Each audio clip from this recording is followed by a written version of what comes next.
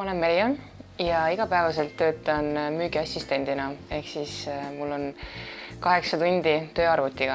Laseroperatsioon on minu elus olnud, ütleme, mu peas on olnud see mõte juba palju aastaid, aga nüüd suutsin ennast kokku võtta ja igapäevaselt segavad prillid mu elu niivõrd, et tõesti tahaks ka käia spaas, tahaks käia ujumas, suvel päikseprille kanda, et -6-ga on seda väga raske teha.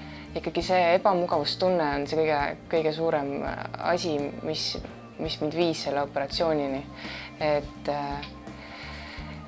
eks ta ikkagi häirib igapäevaselt ja kogu aeg, kui sul on prillid ees, ka nii suure miinusega meikimine on häiritud. Ma olen väga ärevil, aga samas ma olen väga üllatunud selle üle, et ma ei karda, et mõne minuti pärast ongi mul juba operatsioon, aga ma olen rahulik. Ma arvan, et see kõige rohkem, mis on selline stressifaktor selle juures, et selle nimi on operatsioon. Ja see sõna operatsioon kõlab juba nii hirmsalt, et nüüd hakkab midagi kindlasti juhtuma. Aga nagu ma olen näinud siin rahulikke nägusid täna, siis ma olen täiesti kindel, et ei ole mitte midagi hullu.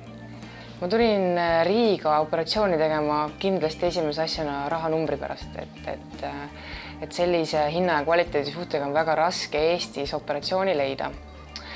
Oma hirmudest mul tegelikult ei olnudki hirme, et ma pigem olin väga enesekindel ja see otsus sündis mu peas väga suure ajaperioodi peale.